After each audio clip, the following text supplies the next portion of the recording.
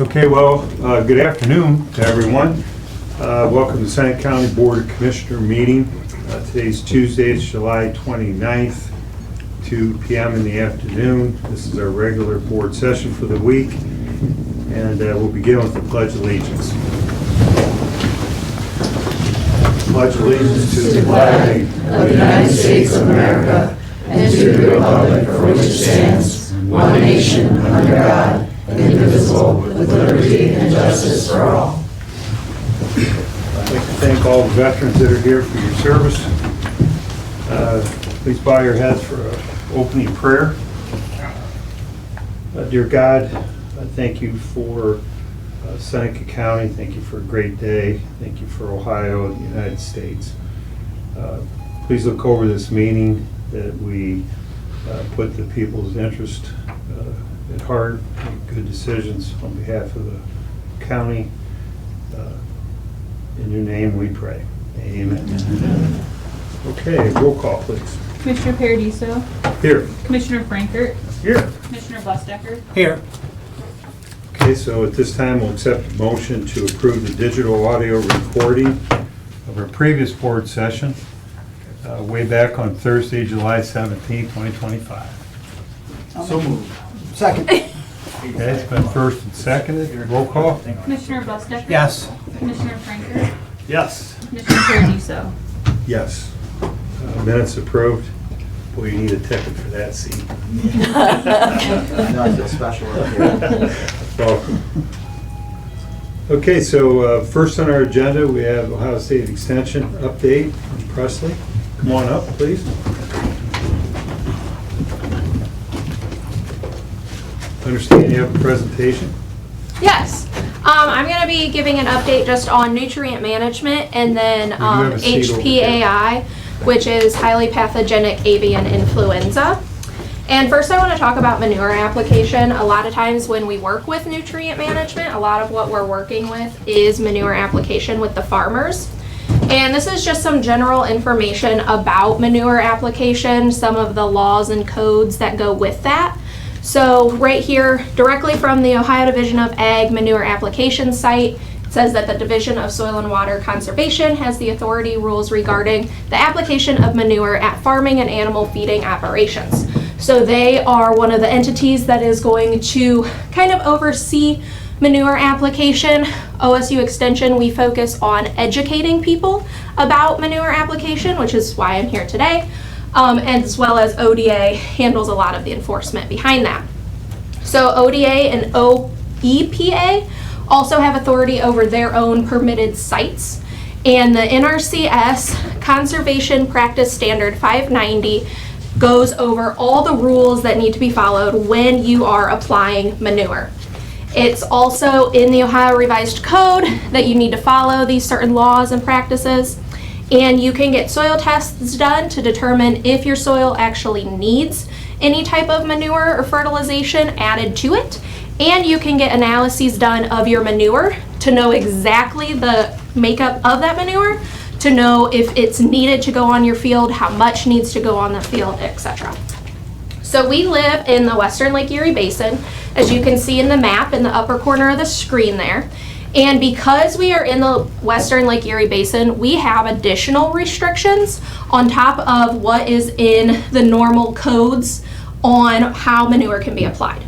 So manure cannot be applied on snow-covered or frozen soil when the top 2 inches of the soil is saturated from precipitation, or when the weather forecast calls for greater than 50% chance of rain exceeding a ½ inch in a 24-hour period. And then these restrictions do not apply when the manure is injected directly into the ground, incorporated within 24 hours, or it's applied onto a growing crop.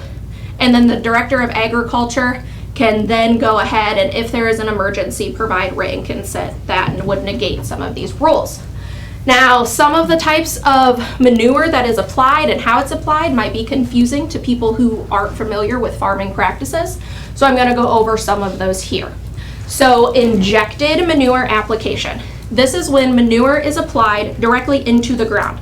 There are forks that go into the ground that has the liquid manure in it, and the manure never touches the soil surface. It is 100% injected into the ground under the surface. And it has to be liquid manure. You can't do that with solid manure. Then there's surface application. This is when the manure is just 100% broadcasted over the surface of the soil. 100% on the surface, solid or liquid manure can do this. And then there's incorporation. And this is when manure is broadcasted onto the surface, but then immediately mixed into the ground. And immediately is very important. It needs to immediately happen for it to be considered incorporated. And this can be done using a plow, a disc, some type of cultivation. And again, this can be liquid or solid manure. So some pros and cons of the different types of manure application. For injected manure, it reduces odor because it's going directly into the ground. You really don't have that odor content. It reduces nutrient loss, and it can improve soil health because it's going directly where it needs to go. It also reduces runoff because, again, there's no surface application. You have a higher nitrogen availability. However, you can have a lot of equipment costs because you have to have a very specific piece of equipment in order to inject it into the ground. And since it is liquid manure, you also need hoses and the tank to hold the liquid manure and a lot of other pieces of equipment that can get very expensive. It also depends on the soil and crop conditions, because if the soil conditions are not correct or you have a no-till operation, then you are able to inject liquid manure. With incorporated manure, again, this is broadcasted and cultivated into the soil immediately. You have really good handle on odor control because it is getting turned over into the soil immediately, so you're not having those large amounts or large time frame of odor. It reduces nutrient loss, improves soil health. You have a high nitrogen availability. However, again, you can have equipment costs if you don't already have a plow or some sort of cultivation device. It can only be done in tillage system operations. So if you are a no-till operation, this would not be a good viable option for you because you are no-till. So in this instance, you'd technically be tilling into the soil. It also depends on seasonal conditions, what's the weather like, as well as the soil and crop conditions. And with surface applying manure, you have a lot of ammonium nitrate gas escapes. You have a lot of runoff, you have reduced nutrient availability, and it all depends on seasonal conditions when and if you can surface apply. So this is a video here of someone incorporating liquid swine manure into a cornfield. And this is happening during side dress. So they're taking that nitrogen availability that is in the liquid swine manure and directly putting it into the ground where the corn roots can easily take it up. And this is a video of someone surface applying poultry litter. And as you can see, they are driving through the field and just broadcasting it over top. This is happening in a wheat field, so there is a growing crop on it at the time, and it's broadcasting the manure across that field. So when we're talking about how much manure actually needs to be applied to the field, you have to look at the nutrient composition of your manure, as well as what is being planted in that field and what that field actually needs. So this is just an example that I have up on the board. We're going to be looking specifically at the available phosphorus that is in the manure and then how much manure would need to be applied to a random field. So I will say all of these are estimates. This is not a real field, nor is this a common situation. Again, just estimates for bushels of beans. That can differ from field to field, farmer to farmer, and a couple other scenarios here. So if we have a bushel of beans, in that one bushel of beans, it is going to need 0.2 pounds of available phosphorus. That's how much it's going to take up out of the ground in order to produce one bushel. In 1 acre, in this example, 1 acre produces 40 bushels of beans. So in 40 bushels of beans, you need approximately 8 pounds of that available phosphorus. Now let's say you have a 60-acre field and you are getting 40 bushels per acre. Because of this, you are going to need 480 pounds of that available phosphorus in order to produce your 40 bushels of beans for 1 acre of that 60-acre field. And from that, we did a manure analysis, theoretically, and we found that there's approximately 50 pounds of available phosphorus in the 1 ton of poultry manure that is being applied to this field. So you can do some math, and that will give you about 9.6 tons of poultry litter that need to be applied to that one field. Now, in this example, 40 bushels of beans is pretty low, so you can increase that. You would increase the tons of poultry litter. Now, for both of these examples, I'm doing 1 bean, 1 corn. This is just for phosphorus. Nitrogen is going to be your limiting agent. So nitrogen is typically the one that is being calculated off of for both what the soil needs and what is in the manure. However, we used available phosphorus for this example because the calculations are a little easier. So if we are going to look at a bushel of corn now, a bushel of corn needs to take up approximately 0.35 pounds of available phosphorus out of the soil. 1 acre of corn, you're getting about 180 bushels. In 180 bushels of corn, you're going to need approximately 63 pounds of available phosphorus. And in a 60-acre field again, we are going to need 3,780 pounds of that available phosphorus. Same poultry litter that we are using, so we have 50 pounds of that phosphorus and 1 ton of poultry litter. So we need 75.6 tons of poultry litter to be applied to that 60-acre field. And I said a lot about determining what your field needs and what the manure needs or what the manure has. Our office does do soil testing and manure testing. We can do it for agricultural fields, manure, but we can also do it just for your lawn, garden, whatever you have. You can run those soil samples through our office. You can call our office. We will come out. We will take the sample for you. We will ship it off. And then there's a cost to that depending on what test you need. If you're just doing the basic egg test or the basic lawn and garden test, it's $25 for everything. If you want to do a basic manure test, then it's $50 for everything, and then the cost would increase based on the type of test that you would need. And those are just some examples of what the test might look like depending on the type of test that you get, whether it's manure, soil, and then what type of soil test you are looking at. So lastly, I want to quickly touch on HPAI, highly pathogenic avian influenza. It is a virus that naturally spreads in wild aquatic fowl. Oftentimes it's associated with geese. And it's going to spread from the geese to other fowl. That can be poultry, it can be eagles, it can be any other bird out there that can naturally, or not naturally, but can be infected with this virus. So let's say we have our healthy duck or goose here, and we have a sick goose that lands in the same pond. The virus is going to be transferred over to our healthy goose, and the cycle continues. It can be spread through their feces, excrements, blood, spit, anything like that. So how it spreads in poultry facilities, for instance, because this is the big one that we deal with HPAI, we have seen some HPAI in other animals and other animal facilities, but poultry is the big one. And within the last year, the poultry facilities in Ohio are the ones that have had this. I think there have been a couple outbreaks. The USDA handles those outbreaks. They handle pushing information out about those outbreaks, and I actually have some handouts up here if you want more information about those type of outbreaks or just HPAI in general. So at a poultry facility, we have our sick goose from before. We have a pond, some woods, our poultry barns. The goose comes, it likes the pond, it's gonna land, it's gonna hang out for a while, and it's gonna spread the infection.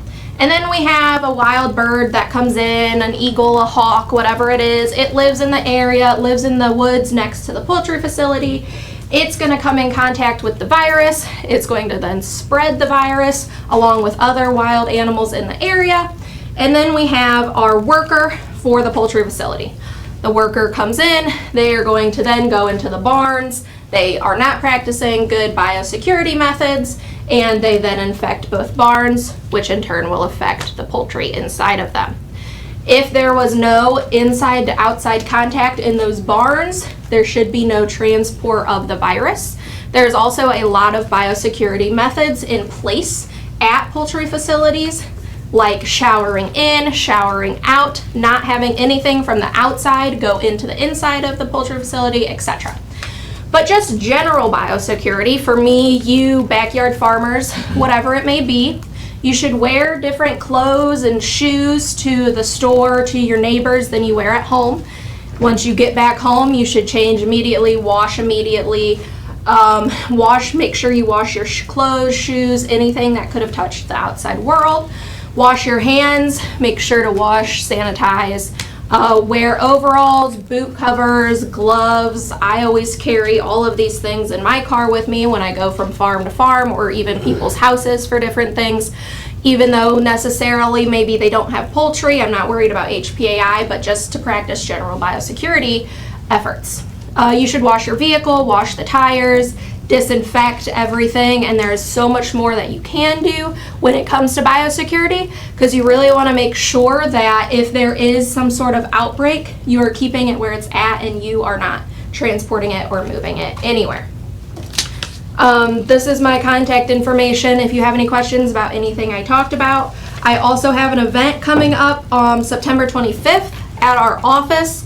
It's called All About Poultry Workshop, and we'll be talking about basic care and nutrition and management of raising poultry, manure management.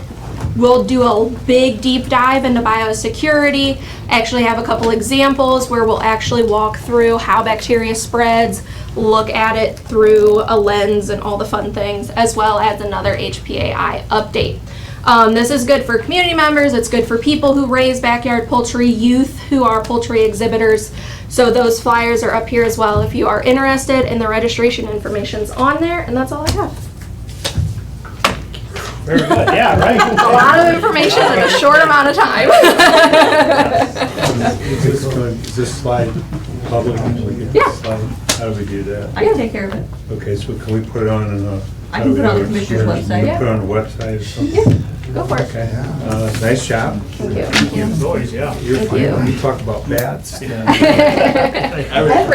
Yeah. It's just, like, it's great, so, you're gonna leave all that here? Yep, that is for people. I'm gonna have a seat over here. You're gonna stick around if anybody's got questions after the meeting? I'll be or whatever? here. Okay, good. Okay, good. Next, I'm just gonna introduce Bryce Riggs, and, you can introduce your guest. So real quick, This is a big- President put the big pressure amount. on me, so I feel like I gotta talk about an animal probably to be qualified, right? But my name's Bryce Riggs. I'm the president and CEO of the Second County Collaborative. Just from the public's standpoint, what was the Tiffin Seneca Economic Partnership, the Seneca Regional Chamber of Commerce earlier this year. Both boards got together and basically made the decision to integrate within each other, what's best for the county, what's best for the community. And we said, at the end of the day, people don't care who provides the services as long as they get the services that they deserve and they need, right? So kind of our thing is, one team, one Seneca. As part of that process, made some adjustments, but we put out a position for a chamber manager, chamber director, and I think my best process is we do a full-fledged, the staff are involved, the boards are involved, we have community stakeholders that are involved as well. And I'll be honest, I didn't know Megan James that much before this process. I always say it's the best when we come out of a process and the staff was, we're all on board and saying, hey, Megan's the candidate we need to go get. The board members that were involved said the same thing. So Megan joined our team yesterday as the chamber manager. Megan James, I'll let her introduce herself. Yeah, thanks, Chris. Hi, I'm Megan James. I am the new chamber manager with Develop Seneca County. And I live here in Tiffin with my fiance and my 9-year-old son, Waylon. I come with a lot of community experience, so I previously worked at Poet in Fostoria, if you're familiar with that. I handled all of the community involvement, the HR, all the public relations type stuff. So really excited to step into this role and serve Seneca County and get to know everybody. I've been meeting people since yesterday, so I'm only on day 2, but it's been fun and exciting. So At the end of the week, there'll be a quiz from Bryce. Yeah, I know, right? I was surprised she showed it back for day 2, which is good. So, I think, and obviously what obviously impresses a lot about Megan is that she's always been extremely active in the community, for a lot of different initiatives that she's done, and obviously very, I would say, aggressive. She went back and got her master's degree recently, and then she's obviously been very involved. She took her role at Poet, and she did a lot with that role, and I think she was very active in you know, all of Seneca County, including Fostoria, a lot of stuff with the Learning Center, the Fostoria Chamber. She was the past board president for that organization, but, you know, I think there's one thing about that I really like is getting people who are truly passionate about our community, truly passionate about the work we do, because at the end of the day, if you don't love what you do, you're not going to do it to your fullest, and yeah, you get burnt out fairly quickly. So I just wanted to come introduce her to the commissioners, because obviously she'll be working a lot with the different political entities throughout the county, and so she'll be working hand in hand with Adam Gilmore and then the entire office just to help support the business community, support the investments and the small businesses that call our community home. Thanks for coming in. Yeah, I already thanks got for the that, opportunity to meet you, so. Yeah, yeah. How long you were at Poa? You was a couple of years or how long? 6 years. 6 years. Wow, Yep. time fly, okay. Yeah. Good. Crazy. I Yeah. think it's just exciting to see the momentum we have, and so the public knows. We also have the visitors. You want to explain, so the Yeah. Chamber, Economic Development, and the Visitors Bureau. I don't know And what Downtown to call it. Tiffin, which is a Main Street Downtown Tiffin organization. are all under one umbrella. So really, the new organization is a collaborative of 3 divisions: the Seneca Regional Chamber Development, which is your economic development, your business services, as the chamber did in the past. You also have Downtown Tiffin, which is a nationally accredited Main Street program, celebrating their 10-year anniversary this year. Commissioner Busdecker is the volunteer on that board for them, and then we also have Destination Seneca County. So Commissioner Paradiso has been instrumental through the years supporting that group, kind of getting up and running and a little more active. And so our office is Marissa Huss leads that. Downtown Tiffin's Donna Gross, Megan and Adam are with business development, business services, and then we have Judy Dezay who's doing community development for the city. They're currently in the process of doing community development block grant community meetings that have done really, really well. And then Deb Marcherana, who's been with our organization almost 30 years. God bless her. When she started off, they were one unit, then they were separate. Now they're back together. So she's like, Bryce, I've seen this movie before. It's good, a lot better though. So, and last time when they made the merger to go with each other, it was through financial issues. This one was kind of a group effort and kind of thinking it through with executive committees that Commissioner Paradiso serves on for TCEP and then also the chamber as well. So. Well, welcome, Megan. Thank you. We're excited you're here. And anything else? No, appreciate it. You can Looking forward sneak to out, or working you're with you guys, welcome yeah. to stay. She was just excited that such a large audience was here to see her. So, you know, like, it's all good. Thank you, commissioners. Thank you. Great. Thank you. Okay, I think that's what we have for the agenda. The agenda. Okay, we'll jump into commissioner reports. Flip a coin. Commissioner Franker, you lost. Okay. Okay. Does that mean I go first? Right, yeah, How's that supposed to work? I'll go first. Okay. I mean, there's not that Commissioner much, I mean, Busdecker's up. besides the fair. I mean, fair was a big part of the last 2 weeks, and prior to that, I was downtown for the Christmas in July. I did unfortunately miss an incident that happened in the dunk tank. If anybody is unaware, the dunk tank had a water failure. So Quality maybe- control. Had the fair. The fair was pretty good, even though it was extremely hot. I attended a lot of different things, horse shows, tractor pulls, grease pig contest, sales, multiple different things. So that's primarily what the week was. So Yeah, I'll move on. it's great. Okay, yeah, just like Brent said, I had Fair Week last week. It's always great to see the youth get involved. You know, it's as I stated many times, is my experience being living on a farm, 4-H, FFA. It's a great way to raise kids. It's a great way for them to learn budgets and run meetings and our future leaders here in the county and stuff on it. So it's great. It's nothing more exciting to see a little kid holding a 1,500-pound steer and they can control it and run around and do a great job with that. So it's been out with that.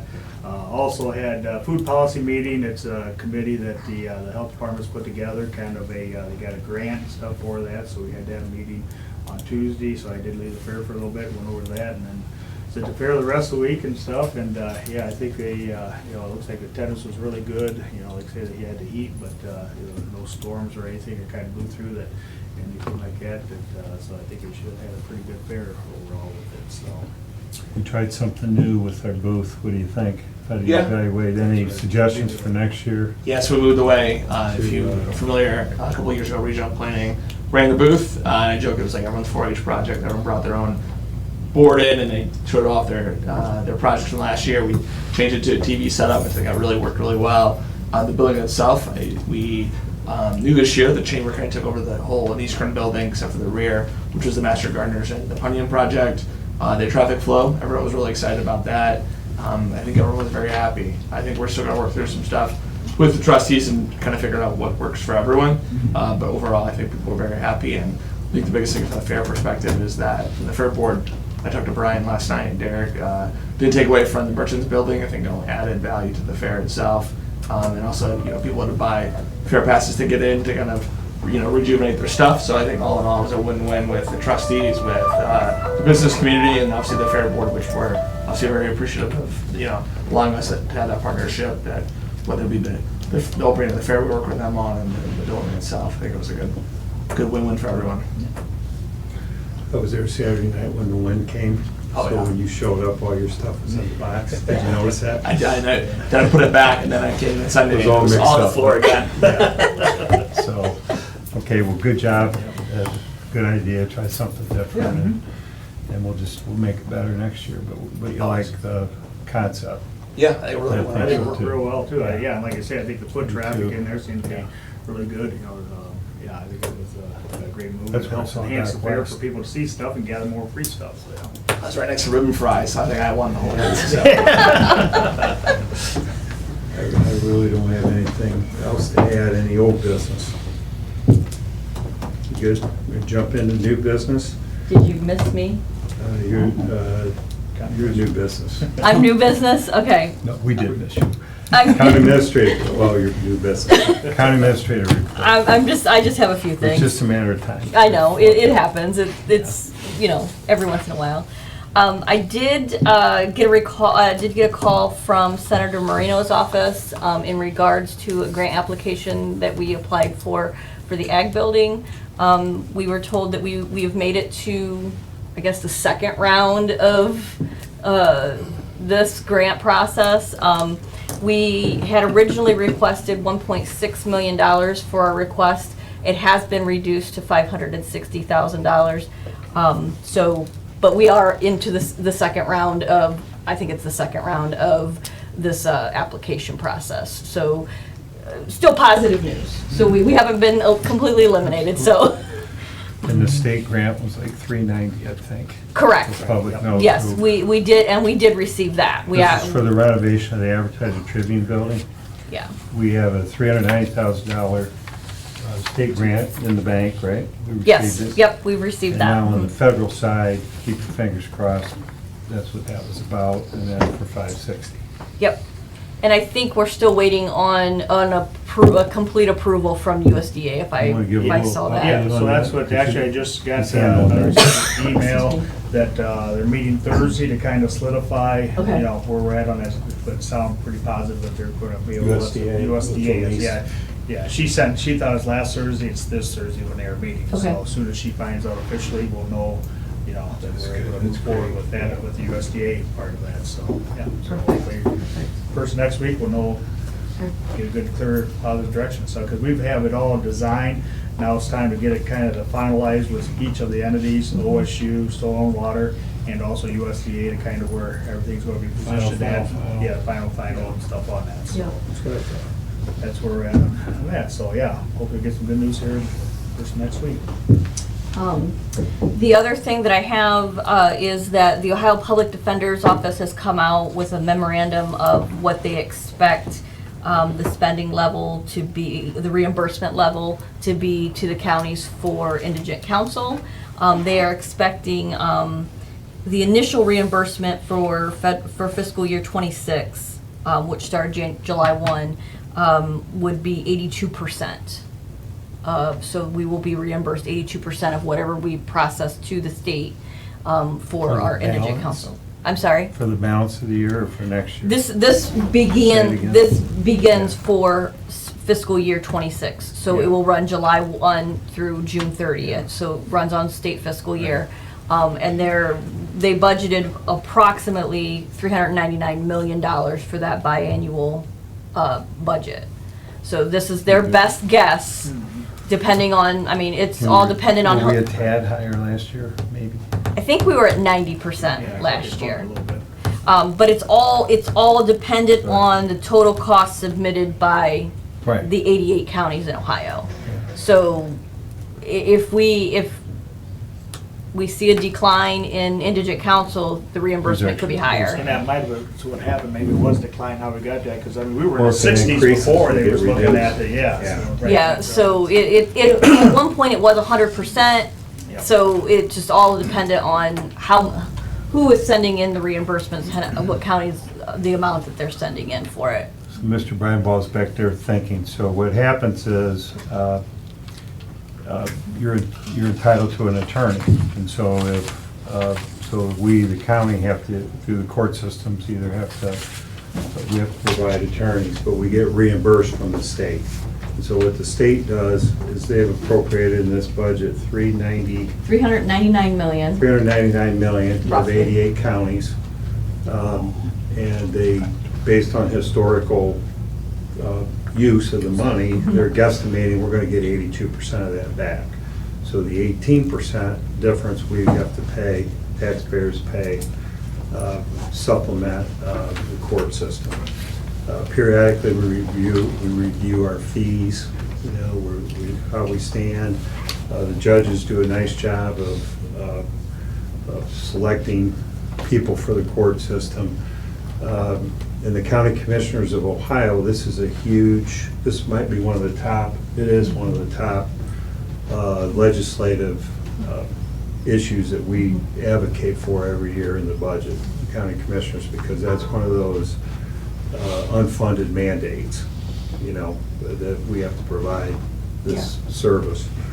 So I would take that as pretty good news, 82%. Well, and I guess a little perspective, just a little perspective, when I started with the county, in 2017, 2018, I think the reimbursement rate was 42%.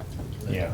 Like you Yeah, I thought it was like you're feeling 60-something. pretty good. Yeah, it was like Yeah, 42% Bumped it, in yeah. 17 or 18, and I mean, it's gone up steadily, and at one point, I think we were at 100% reimbursement, so, I mean, 82% is still money coming back to the county that, you know, so. With that being said, I did have a request from Job and Family Services for the foster care costs. They have respectfully requested $300,000 to help offset some of their placement costs for foster care. So I'm just putting that out, that they are requesting that. And with the new director, she reiterated to me that if we could get that taken care of for them, that would get them probably till November, and then they may have to ask for an additional dollar amount. So we are working on trying to figure out how. That's another thing that CCAO is trying to push with the state, that, you know, we have to have some sort of structure Compared, in. how we doing compared to last year with that 300? It's less than what we gave to them last year So far. so far. So, but at the end of the year, if we have to end up giving them $500,000, it'll be equal to what we've given to them in the last So year. can we do that now, or is that next week? or- I'll get it ready for next week if you guys want to do it next week. I'll get it taken care of for. Yeah. Voting on we it? need, right. I mean, we have to. I'll take. There'll be a Yeah, prepare for resolution, next week, and I and can then get we a can- transfer And so done. the public knows, if they came in and asked for 800,000, we have to give it to them. Yeah.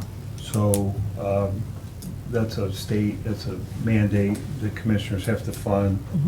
Is it foster care or child care? What do we call it? It's placement costs. Placement costs, So thank you. it's basically a child needs to be placed somewhere, whether it be a foster home, Someone a in our facility. county, we have to cover. We have to cover whatever that is, and each county gets a different, each county, from what I understand, has a different rate at all of these different places that we could place these youths. And we want to we want to do a good Yeah. job doing it, but we have to work with the judge, Yeah. everybody. Yeah. You know, Yep. our director, so, Mhm. good. And how's she doing? She's What's doing her first- wonderful, wonderful. She's been to several meetings. We've had, we were supposed to have a phone call yesterday and I missed it, so I'm trying to get with her yet this week to see how last week went. She did some training last week on the fiscal side, so we're doing, yeah, I think the transition's been good. Started, like, when she started, 11th, I think. The 14th. So she's got 2 full weeks, and I think she's hitting the ground Good running, start. so. You good? Okay. The last thing I do have for you is sales tax numbers. I know it's a little late, but at the last meeting, they weren't available, so I do have, for July, we collected $992,679.16 in sales tax. This would be for any May sales. That is down 5% from the previous month and just over 1.25% from the previous year. Year over year. Yeah. So we are on target. We're actually a little bit above target.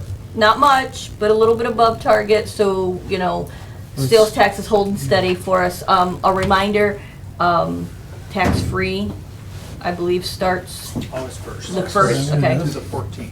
Yeah, so it's gonna be a longer time frame for that. So, we'll have to wait and see what we get out of that, so.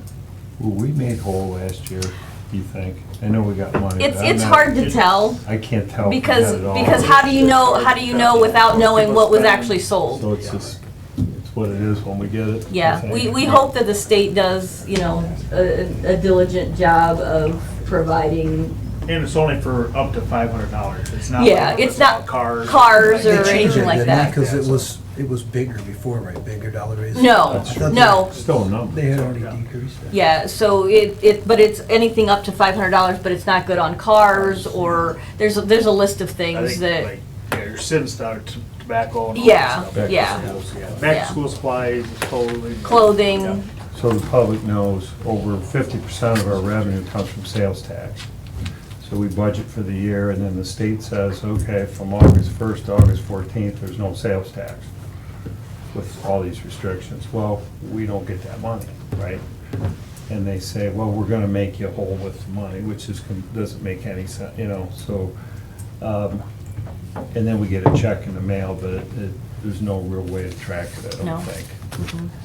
And so we filled the check, we're grateful for the check, but it's less than we would have had if everybody paid the tax. So it's, I guess, to benefit the people. It's really the intent, so Yeah. it's a good thing. But we have to manage that, yeah. okay? The last thing that I have, the August 14th meeting, which is our normal Thursday meeting, we are moving that to August the 12th, a Tuesday at 2 PM. So there was a little bit of conflict there, couldn't have a quorum, so we did decide to change that meeting to a Tuesday Just afternoon. like this one. Yep. Other than that, I don't have anything else to report. This concludes the county administrator's report, right? Yes, Good? yes. Now any old business? Anybody think anything? Okay, on to new business, supplemental appropriations. I have 2, general fund unemployment expenses of $20,000, and then the joint, the Justice Center Improvement and Replacement Fund for capital improvements of $70,000, and that is to finish up the parking lot where the judges park, where they've done the community kitchen area. We're gonna finish that up. So move. Second. Okay, first and second, any discussion? Okay. Roll call? Commissioner Bustecker? Yes. Commissioner Frankert? Yes. Commissioner Paradiso? Yes. Next. Okay, on to resolutions then. Resolution declaring necessity for a levy of taxes in excess of the 10 mil limitation. This is on behalf of the Seneca County General Health District. I will tell you that this is kind of a revision. I got a letter from Prosecutor Devine that said the Secretary of State's office indicated that Our prior resolution may be problematic in that the certificate from the auditor was dated prior to the passage of the first resolution from the General Health District, and they just want to make sure that it is in accordance with the Secretary of State, so we're asked to pass the resolution again. This is kind of a correction. Yep, pretty much. Prosecutor. Yep. Okay. I'll make the motion. I'll second. Okay, I think you explained it well. Any I think questions? so. Okay. Commissioner Bustecker? Yes. Commissioner Frankert? Yes. Commissioner Paradiso? Yes. Resolution authorizing collection of maintenance assessments on the Blanchard River Stream Enhancement Project to be collected in 2026. So moved. I'll second. Okay. This is different than what we did. So last 2 week, weeks there ago, was a right? meeting actually on Thursday, July 17th in the afternoon, we had a joint meeting with all of the commissioners that are a part of this Blanchard River Stream, which is Hancock, Putnam, Allen, Seneca. I'm missing somebody. I know I'm missing another one in there. But they approved a motion to accept $2 per parcel for a maintenance assessment, and it will only affect the parcels that are a part of the Blanchard River Stream area. Alan. Yeah. So that is what you thought it was? Yeah. Okay. Good? Yep. Yep. Roll call? Commissioner Bustecker? Yes. Commissioner Frankert? Yes. Commissioner Paradiso? Yes. Resolution entering into an administrative agreement for the Seneca County Economic Development Revolving Loan Fund with the Seneca Regional Chamber of Commerce and Visitors Services, doing business as the Seneca County Collaborative. So move. Second. Okay. Make you sweat a little bit. It's Little not discussion, a little comment for the public to explain that a little bit. So, there was a revolving loan fund. I believe there's around $190,000 in it, something plus or minus. Commissioner? Yes. In the, that was in the Regional planning. and Commissioner Franker's president of regional planning. So it was just parked there, nobody was really using it. So we decided to take it out of regional planning and create is it a board, what are we calling it? You're administering it? Yeah, Advisory the committee. board's always existed, but it's just under regional planning. So now, we plan to deploy that money. So if someone, has a machine shop and they're looking at a CNC machine and they would like to come in for $50,000 or whatever, that's what this is for. As people pay it back, they'll just keep going, and then we hope to add to it through grants and other mechanisms. So, you want to add to that? Yeah, I'll add to it. The big difference is with this program is in the last decade, I think we've had 2 loans through the program. Just sat there, yeah. And so someone would say, regional planning obviously wasn't, I think, in touch obviously with the business community as much as economic development in our office is, right? So the big thing that's the changes we've already made is there was no online presence at all of the revolving loan fund, which obviously makes an issue when you're looking for funding and you can't find anything online about it. And then second, if you were interested, you were given basically the full application process, which really requires a financial institution to assist you with that process. And so we've kind of created 2 steps to the process now is we do a smaller intake just to learn more about you, the project you're trying to complete, jobs created, those kind of things. We kind of screen you and then determine, hey, is this the best fit, or is there maybe another program that the state offers or that we can get locally that could be of assistance or work with you with a financial institution to maybe make that connection. And then from there, if it makes sense, then we assist them through the round 2 step. But I think it really removes some roadblocks. And how's at the end of the day, it does the county no really having it in a fund that does nothing to assist no one. So we wanna that's help. why we want to help, because again, at the end of the day, rolling loan fund is it's a last resort funding mechanism. We've had a few people have reached out to me since I've started. We shouldn't have a process in place, but Commissioner Bustecker came in, I showed him the process, and a lot of it's just the education and Are then you making on it that easier. He said I something. believe Yeah, he does. Yeah, I believe he did. Yeah, good. Anybody want to add anything? No, I think it's gonna be a good move, Yeah. just because it was a well-kept secret in the Yeah, county. So it shouldn't be. Right. Nope, that's great. Okay. Hearing no other discussion, roll call. Commissioner Bustecker? Yes. Commissioner Frankert? Yes. Commissioner Paradiso? Yes. Resolution authorizing the memorandum of understanding for the Vanguard Sentinel Career and Technical Centers School District School Resource Officer on behalf of the Seneca County Sheriff's Office. Make the motion. Second? Okay, first and second.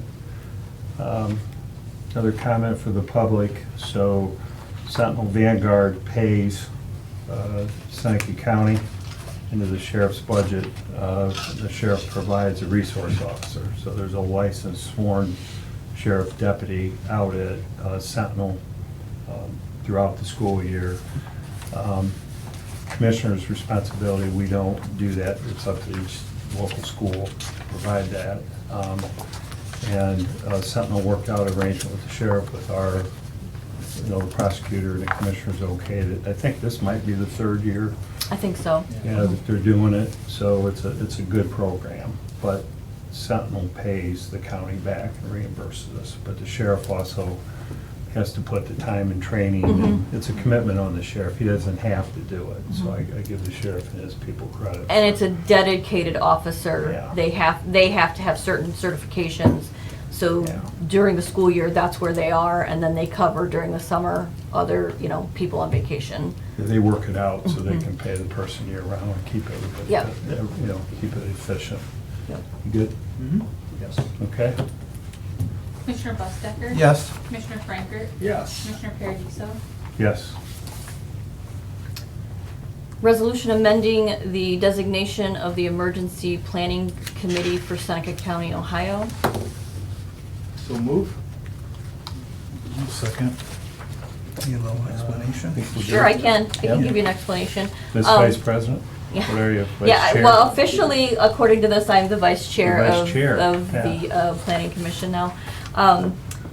The LEPC, which is the Local Emergency Planning Committee, they had a meeting to select the members of the State Emergency Response Commission, and the commissioners have to approve the resolution for the members.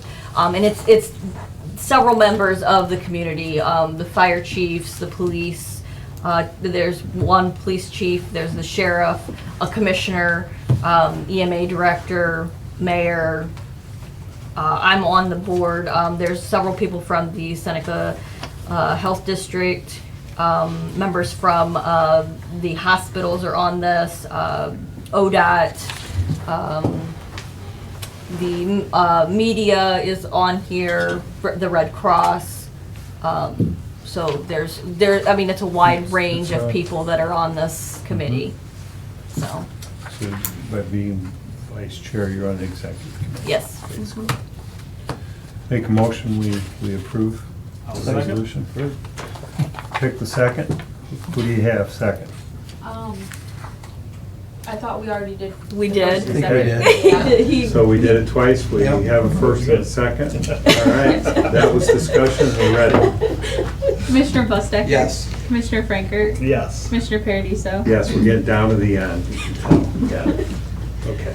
The last resolution I have is a resolution providing for the issuance and sale of bonds in the maximum aggregate principal amount of $897,980 for the purpose of paying the cost of constructing, furnishing, equipping, and otherwise improving a new EMS station and clearing, equipping, and improving its site, together with all necessary apparatuses thereunto. So move? Second.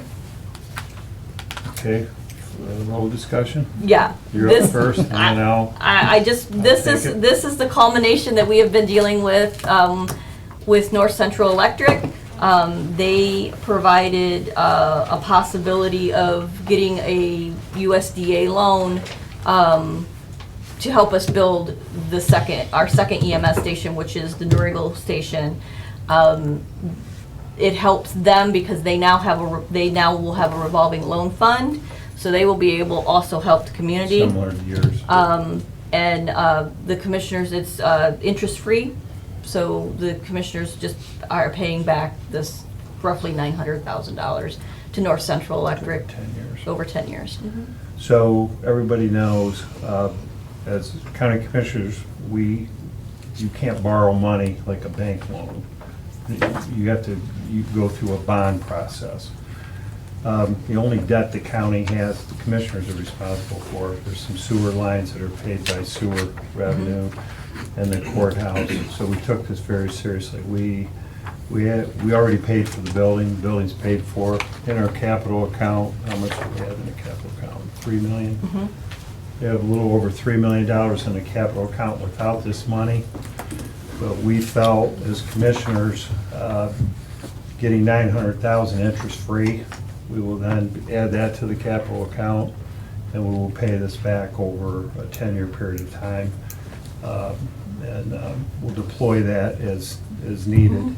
And as we deploy that, we feel the payback of our improvements, such as the energy efficient, what we're doing out at the jail. There's a 10-year payback that will save on energy, and so that's kind of how all this is happening. So this just finalizes that via a bond, and we have a 10-year interest-free bond payment that we use for capital. Yeah, so it's not like to pay the electric bills for capital. We're putting it in the buildings that we think need it, right? So, great. Did we get a first and second? Yes. Okay, we're down to the end. Great. Anybody else want to say anything? Oh, Yes. okay. Yeah, Yes. Commissioner Yes. Franker? Yes. Commissioner Paradiso? yes. Good job, Barb, on that. That was a Yeah, lot. there was a lot of information there Lot of that we moving had parts, to, and, you North know, Central. a lot of waiting from USDA as well. Yep. So we're finally at that end where we can actually start, you know, get that money and start helping. And we have the agriculture building, you know, we plan on funding that, so if we get that grant, these are things that you're always working, the timing, this doesn't always work exact, so we're ahead of everything, so I think this is good. Yeah. That's all I have, but I do have one other comment before I forget. Yeah. I did receive an email from Bob Kurtz from Safe Built. He did say that they have received the certifications for the villages of Bloomville and Republic, so they are now officially under the Seneca County Building Department for code enforcement. So, Where does that put us? So we have 2 more left. We are working on. We have, that make 4, is that 4 that are? Yeah, I think all except for 2 or 2 are left. Green Springs, which you were in my email. I Yeah. think that Is Beth still they in? they chose not to. they chose not to, but there's an education thing that we're working with them on, just to ensure that they know all the information, because Sandusky County's Safe Build, pretty much now the rest of the county is on Safe Build except for them. So they communicated they didn't want an extra layer of bureaucracy, but in reality, they have to have a building inspector. So might as well have it, you know, whether you're in the Sandusky County side of things or Seneca, you might as well have the same way everyone else has. So they're not. So I'm working with Derek. No, Yeah. and that'll be quite understood, yeah, that. We'll keep working. Yeah, so I talked to the mayor last Thursday, Friday, talked to Commissioner Franker about it as well. Yeah. And they're, the next meeting, they're getting together, he's talking to zoning, and then we're gonna go in for a meeting for the next meeting they have, just to clarify, but I think they're gonna be on the same page. So City Okay. of Astoria, City of Tiffin, they're all. Yeah, I think it'll be good. Anything else? No, that's all I have. Okay, anything else before we go to public comment?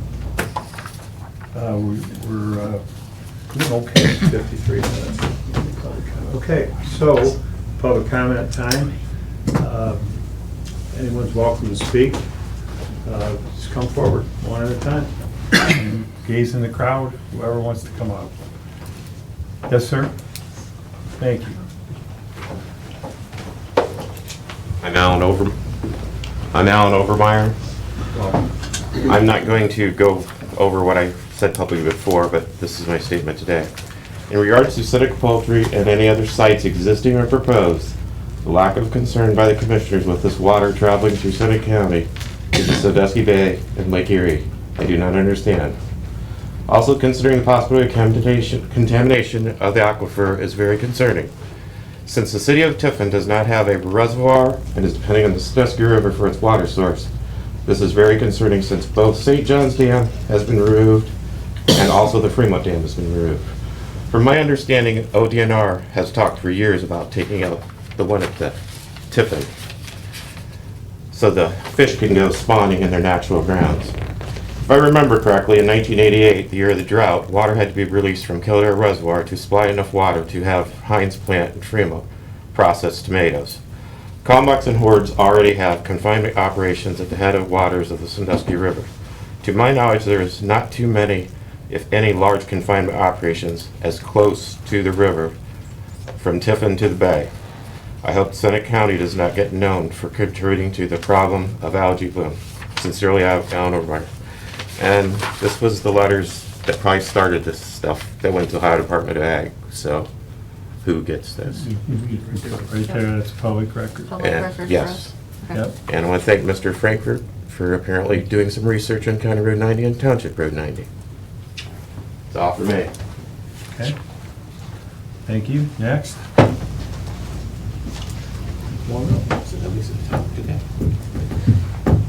I guess I will. Okay. We don't bite or anything. It's good. Take a deep breath. My name's Brittany Botten, and I'm here regarding Seneca Poultry LLC also. I want to say a couple things at first. I don't know any of you personally, although I do know Mr. Paradiso through family, and I know who your father-in-law is, Mr. Bestecker, and I know that you have done very, very well for yourselves in this community financially, and you've given back to all of the residents. I have nieces because of you. He started a business in Florida and took down many young guys from Seneca County, my brother being one of them.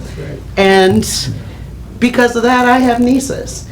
And, you know, many people have been helped by your father-in-law's businesses. He hired within the community, and it's been for years. None of us are against capitalism. None of us are against business, and we want people in our community to be wealthy. That makes us proud.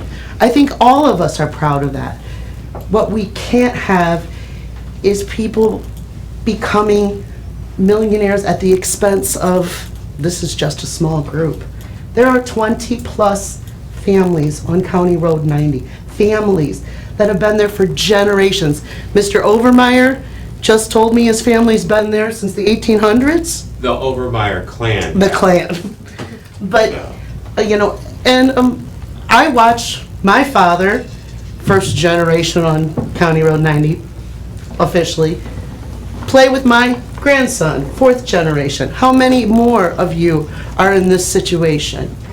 One of the things I just wanted to say is, I don't understand, are there any benefits to Seneca County with the Seneca Poultry LLC? To the county, to the people? From what I've heard, I could be incorrect, but there will not be tax revenue coming from that facility to Seneca County. If I'm correct, then that means not only all of the things that are discussed that are air quality, because someone needs to check the air quality pre and post. Our entire aquifer possibly being destroyed. And if this isn't a possibility, then why does the EPA require emergency protocols? Why? Because everyone here knows accidents happen. This is just the way life is. It's not right to, have any of you drove down County Road 90 between 53 and County Road 19? Okay. If you look at the houses on that road, every one of those yards are perfectly manicured. Not paid for by somebody coming and doing their yards. These people spend their lives doing this. They've built homes, they've raised families and children there. Everything is put into these homes. Once this facility goes in, property values are going to tank. Property values tanking also means less property taxes for Seneca County, which impacts our school system. The children are going to be impacted. First responders. And according to one of the firemen that we heard at Seneca County Fairgrounds when we had the meeting on July 15th, Tiffin is responsible for taking care of any emergencies that will occur within the CAFO, the LLC that will be there. I've read in the paper that the family of the owner, Mr. Bolte, has been farming for 35 years, and that's wonderful. There's farmers all over this room. And we want them desperately, all of our farmers, to be successful. That's just not an issue. What the issue is what's right, morally, ethically, spiritually, for this community. How can you do something that impacts so many people? It's just not 20 families. It's their extended families, their friends that are going to be impacted. And everyone's going to know about this. This issue will not go away, even with the possible approval. So is there anything that you can do to make a difference and to stop this from occurring in our county at this time? Is there anything? And I beg you, I'm begging you, for the sake of Seneca County, for the sake of Tiffin, for the sake of all of these families, to do the right thing, please, for everyone. And I know, I can't imagine that you would learn of all of the possible hazards and still be supportive of this situation and have driven down that 1.8 mile section of County Road 90 and not be affected emotionally by this. I understand there's differences between what's legal and what's not, but there are a lot of things that are legal that are not right. None of us are saints in this room. We're not asking for perfection. We just want our citizens to be cared for and thought of by the leaders of our community. There's two squiggly lines underneath the Seneca County emblem and Tiffin emblem. What does that represent? What does that represent? Can anyone tell me what that represents? Our river. We wouldn't have Tiffin if it weren't for the Sandusky River. We would not have this community. So how can we possibly even put it in jeopardy at all? How could we possibly take that risk? For what? What are the benefits to everyone in this community? That's all.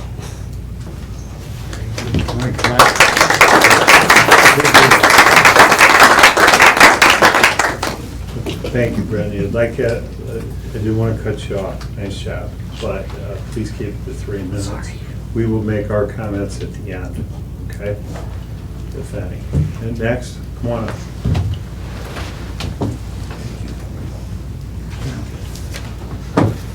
My name is Chris Kurtz. I live at 2705 West County Road 90.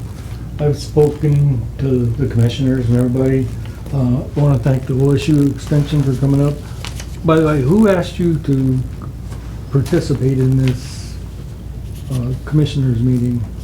I come to several and giving different updates, and I Nobody in have more. particular? I have more scheduled for Okay. down the road. Yeah, I just come here and talk often. I want to thank Commissioner Paradiso for responding to my questions.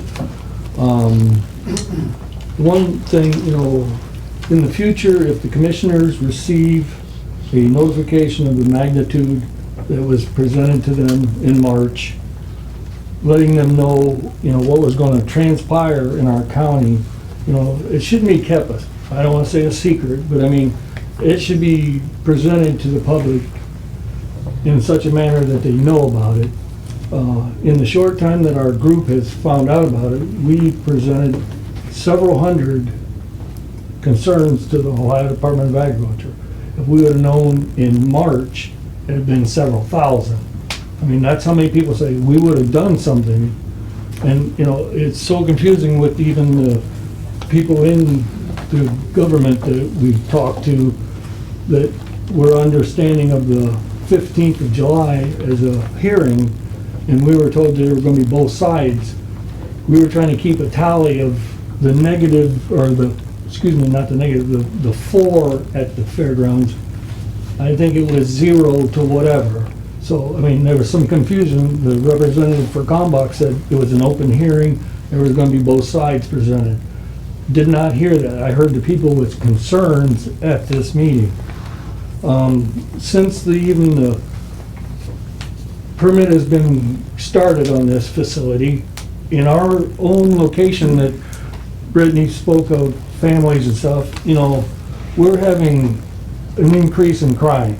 We have theft, trespassing, you know, just to name a few things, and this isn't even in place. So I don't know what's gonna occur once it's available or when the next one appears, because once you get one of these in, I mean, I feel that the commissioner should charter a bus, have a bunch of people go down and check out LaRue or any of the Trillium facilities and say, this is what's coming to our location. I mean, that is not agricultural, it is not farming. I know Mr. Frankert's big in farming and everything.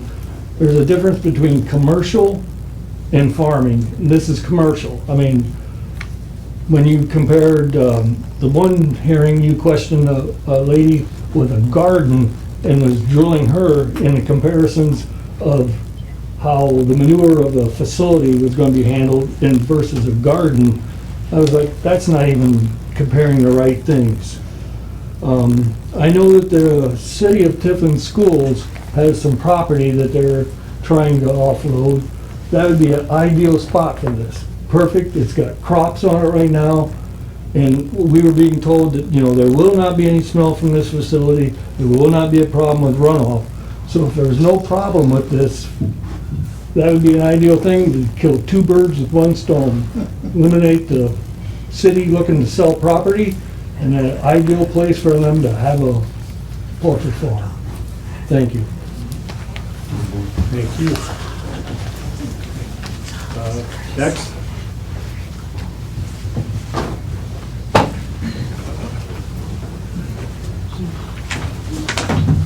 Hi, my name's Randy Hunt. I live on County Road, Township Road 54. My son and daughter and their 4 kids live on County Road 19, which is within a mile of the facility. So I've lived out there for 30 years. And back in the day, we had the cancer cluster thing that was a big topic of discussion. There was a lot of people who had cancer. They suspected a lot of it came from the landfill and the water and the things that had filtered down into that. That has kind of gone away, or at least we don't hear about it anymore. As a resident who lives out there and has some granddaughters out there, I really wouldn't like to see that arise again. I live next door to a chicken farm, a small operation. I actually worked for that chicken farmer. The fan, you know, just to heat, to expose get the heat out of the building, the exhaust fans, throws dust and dirt. All 4 of my grandchildren have asthmatic conditions and living that close to it. I'm just assuming that's going to throw particulate out into the air. And so not only do I have to worry about water that they're drinking, I got to worry about the air that they're breathing too. And I first of all, I do appreciate this forum to be able to express our concerns. I went to the township trustee meeting last night and asked them what their opinions were on it. They told me, 2 of them said they have a problem with the well. And they said they have, I asked them specifically, they said they have expressed that concern to you guys. And one of the commissioners, or one of the township trustees said he had a problem with the site. And also said he had expressed that to you guys. You know, I know this is the hard part of your guys' job, to deal with this stuff. You know, you guys, you guys had to sign, get petitions signed so you could get on the ballot, so you could run for office and everything. So you did kind of sign up for it. But none of the people in here who built their homes and businesses out there 30, 40, 50 years ago, they didn't sign up for it. I asked it, you guys, the commissioners asked the state not to issue the permit based on the concerns in the community. You know, I'll echo what Brittany said, you know, just because it's your right doesn't make it right. And I have another question, and this is just a question, I don't know. I understand that the Tiffin City Fire Department is going to be the fire department responsible for that facility, is that correct? That's the first I heard it. Yeah. Based off the permit, yes, it's in the permit. Is it? Okay. Yeah, I saw that. Okay, well, my question is, Yeah.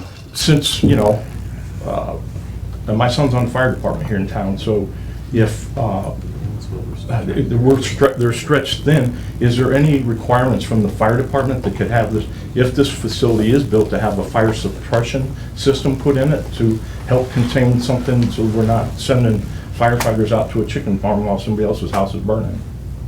You know, I'm asking that question, so if any of you guys could get back to me with those answers.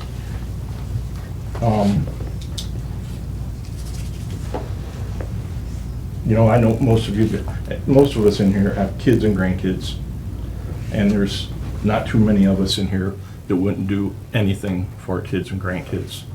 That's why I'm here, to express my concerns for this facility.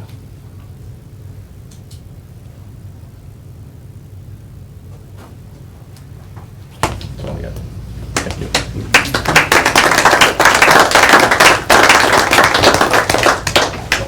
Okay, yeah. Jack? Roy Zinn, 4766 South State Route 231, Tiffin, Ohio. Have an observation. But first, I'll say I voted for all three of you. If you run again, I'll probably vote for you again. But part of you being county commissioners is sometimes there are uncomfortable subjects that you must make determinations on. And this is not the greatest one in the world, but this is a significant one. And not unlike, my observation would be, not unlike a few years ago, and I believe, Tony, you were on it, you other two gentlemen weren't, the commissioners needed to get ahead of the issue of wind turbines in this county. And in fact did. Just started. That's when I started. And I would suggest to you, a 10,000-foot view right now is that there is a groundswell of public concern for CAFF, concentrated animal feeding facilities in this county. Not just this one, but in this jurisdiction. And I suggest that you commissioners need to get ahead of that position. Thank you.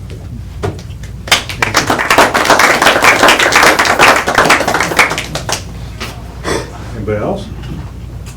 Thank you.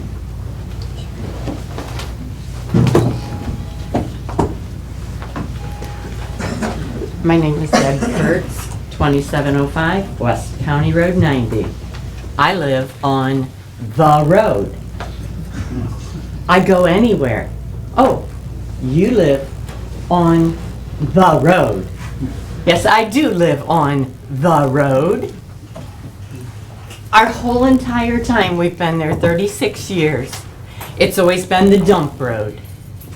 Okay, so we have the dump road, we have Sunny Farms landfill, now we have Seneca Poultry LLC. Really? Can't somebody stand up for this? Thank you.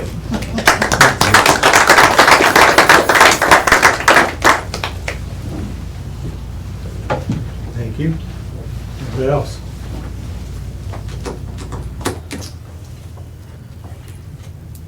One second. We people wait. We're good. Yeah, we're good. Good for a minute? Okay. Anybody else? Okay. Wanna say anything? Appreciate everybody coming in and I'm good. I had a couple Thank you. comments, so thank you for coming in. And I think it's so, I ran for commissioner so I could help the people. That's why I'm up here. You know, I didn't come here to, so we take on these tough things and we try to create a platform, but there's a lot more to everything than you think. I'm gonna give you a couple examples that I wrote down.